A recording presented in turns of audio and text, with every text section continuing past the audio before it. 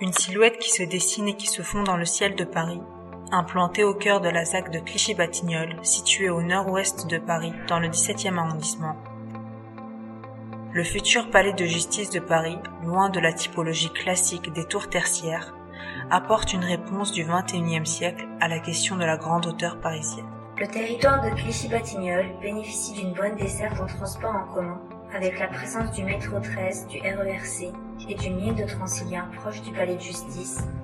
Cette offre de transport va être complétée à l'horizon 2017 avec l'arrivée du métro 13 et du tramway 3 dans le cadre du Grand Paris Express. Au niveau de l'accès automobile, le territoire est proche du périphérique parisien, mais aussi des autoroutes A1, A14, A15 et A86.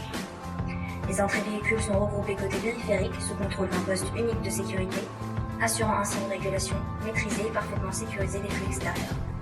Cette composition élégante, culminant à 160 mètres, est affirmée par 4 unités, les salles d'audience, le bureau des fonctionnaires, le siège et enfin la présidence. Cette structure, composée d'1 hectare de verdure, offre aux futurs usagers un cadre de vie exceptionnel. Son emprise au sol est de 17 500 m², ce qui correspond environ à 2 mètres de terrain de football.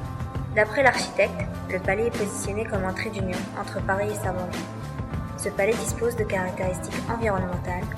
Toute la façade est est composée de panneaux photovoltaïques.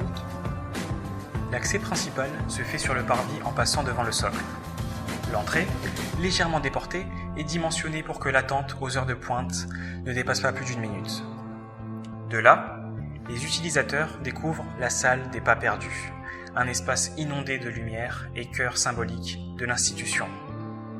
Des ascenseurs et escaliers largement dimensionnés permettent d'accéder aux salles d'audience, dont la répartition et le mode constructif permettent une grande souplesse d'utilisation et une flexibilité aisée pour le futur.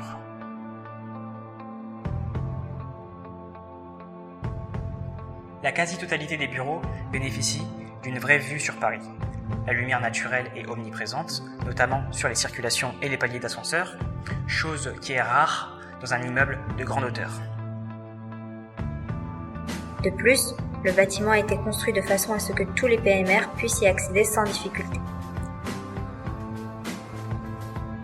Au niveau du montage de projet, ce palais a bénéficié d'un partenariat public-privé entre l'EPPJP, qui est l'établissement public qui s'occupe de la réalisation du palais de justice de Paris, et Arelia, qui est l'aménageur.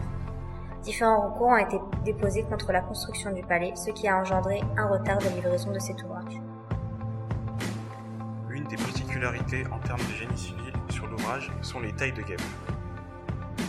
Au croisement de chaque bloc, l'architecte a dessiné des tailles de guêpes. Ce sont des liaisons très fines qui permettent de marquer la distinction des blocs et atténuer l'effet de grande verticalité du bâtiment, car la structure verticale monte, mais les structures de façade ne filent pas le long du bâtiment. Au niveau 9, 19 et 29, tous les efforts sont envoyés vers le noyau grâce à des grandes poutres qui ont été élaborées en béton précontraint, c'est-à-dire que les câbles d'acier sous tension sont insérés dans les poutres pour augmenter leur résistance aux efforts exercés par les niveaux supérieurs à la structure et éviter la déformation du béton.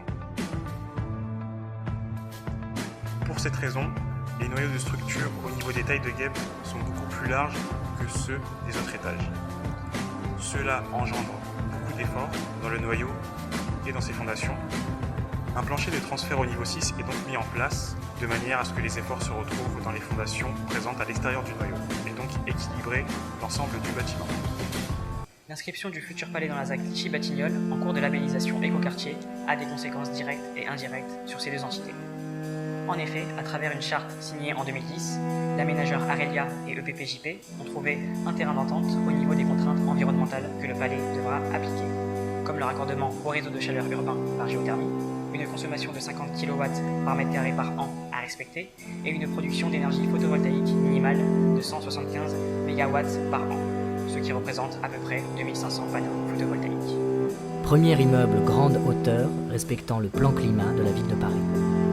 Il consommera 2 fois moins d'énergie que ses contemporains. C'est une ville verticale, sur mesure, un monument du XXIe siècle, un acte fort du Grand Paris.